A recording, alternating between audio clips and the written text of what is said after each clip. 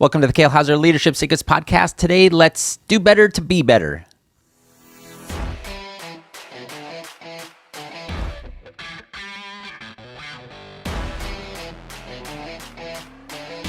Hello, everybody, and welcome back to the Kale Houser Leadership Secrets podcast. My name is Kale Houser. Thank you for joining me today. I recently had the opportunity to speak at a good friend's event that he was putting on in his community. You may have saw, my Instagram posts about it, me traveling up there and going through the airport and things of that nature. I was super looking forward to it. It was something that had been on the books for planning-wise for, most of the year, at least half the year. And then it finally started to come to fruition and actually happen. And he, gave me the invite to come and speak and do a presentation on essentially leadership and kind of self-improvement. And it was to a broader audience. And as I got there, the morning of, it was a one-day conference, put on at a hotel, and it was all based around self-improvement and kind of learning life skills and all kinds of different life skills, because it was kind of targeted for general public. And these are the type of skills that we never learn. Public school kid right here, raise your hand. Any other public school kids? The type of skills that were never taught, that typically, if you're lucky, your parents have gone through it before and they learned the hard lessons, or you have a relative or a friend or somebody that can say, hey, avoid these pitfalls. But these are skills that are never taught, and you just have to kind of go through and experience them and hope you don't get too hosed in the process. Things like how to buy a car, how to, get a home loan and a mortgage, how to avoid DUIs, besides the obvious of just not drinking and driving. But it was designed to be that kind of conference of all these self-improvement skills in these couple different areas to really, and another one was, like how to properly insure your homes and vehicles and protect yourself against risk, especially if you're a business owner. And then there was me that I was going to speak about influence and basically, understanding that we all have influence to some level and degree around those, on those around us, and how to use that to your advantage, not in a sleazy way, but to recognize that. And he sold through this massive campaign process, all kinds of advertising and things. And he sold 150 tickets, which isn't too bad for a first time thing for that community, because this was kind of one of those inaugural type of events for this community that he lives in. He sold 150 tickets, and they were honestly a smoking deal. I would have paid that all day long to go to a conference like this to learn even just one or two of these types of things that were being presented on.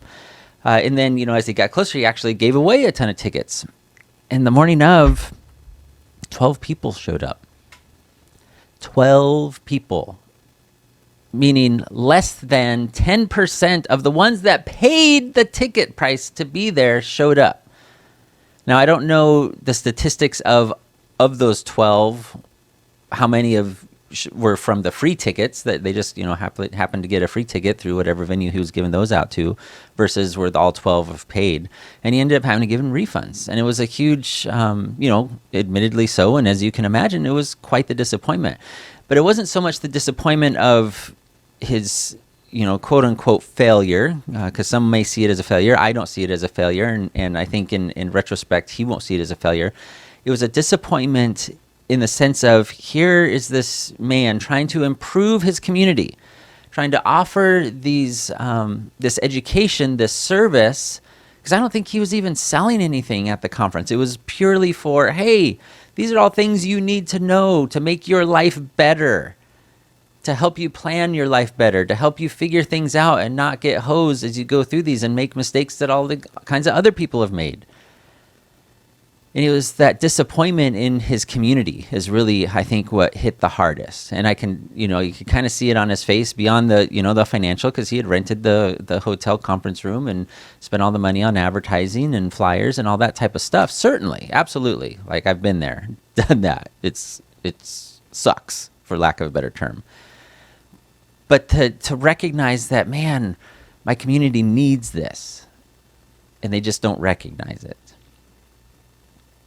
And it got to me thinking, as most things do, you should probably be familiar with by now, what causes people to decide when to self-improve or not? What causes a person, man, woman, young person, older person, to say, I'm not going to accept this level of knowledge, this level of fitness, this level of anything anymore because it's substandard, or I recognize I can do better, and they make a change. What is it about human nature that allows us to recognize that in ourselves and take action to do something about it? Whether it's, not eating that slice of pizza, or hiring a coach to teach you what you don't know, or you finally recognize that there's stuff that you don't know and you go after it.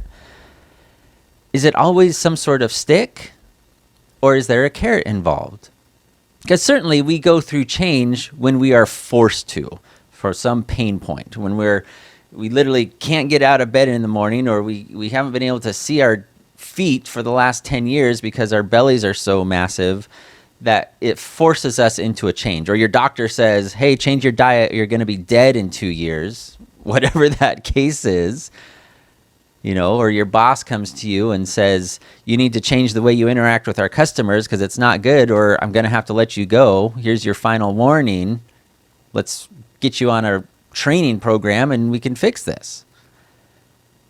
Is it always a stick that us as human nature, or at what point does it transition to like, man, I want that. I want to go after that. I see the benefits if I go through this process, and usually the process can be hard. Usually the process is not always something we want to do. But at what point do we transition to that benefit, that end result is enough to carry us through the, maybe the pain, maybe the inconvenience, maybe the uncomfortableness, the awkwardness, to get us to that result? And in retrospect, in looking at this, this conference that I was speaking at, or supposed to speak at, what could have done better to help people recognize the benefits of coming and learning this type of material? And I wasn't involved in all of his advertising or anything of that nature in his marketing campaigns to understand, the messaging that he was sending out. But certainly I think in every aspect, and this certainly applies if you are a leader in your business, if you are the owner of your business, you need to be able to sell people, quote unquote sell, as in communicate to them the results, the benefits of the results of why they, whether it's a new employee of, hey, this is why you should work here. Because you're going to get these results, and these are the benefits, that, not in the form of like health insurance and things like that, although that absolutely comes into play, your compensation package. But these are the intrinsic benefits and the results you'll get after working with us. Hey, do you want to, get your college degree? We have a tuition program, all those types of things that go into it of helping people, instead of just, you don't come to work, I don't pay you, right? That's a stick. That's a negative reinforcement motivator. Or like, hey, you put in this work, you meet these quotas, you do all these things, XYZ, whatever that incentive plan is, and I can pay you a $50,000 bonus at the end of the year, whatever that is for your business.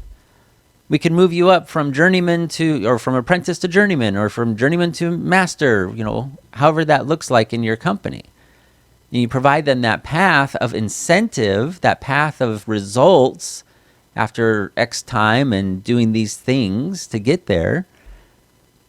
And I believe, and this is what we teach at Kale Houser Leadership, is that that's what actually gets people legitimately motivated, legitimately inspired to take continuous action to move towards those goals. And certainly they have to be aligned with that individual's goals. That's a whole nother discussion.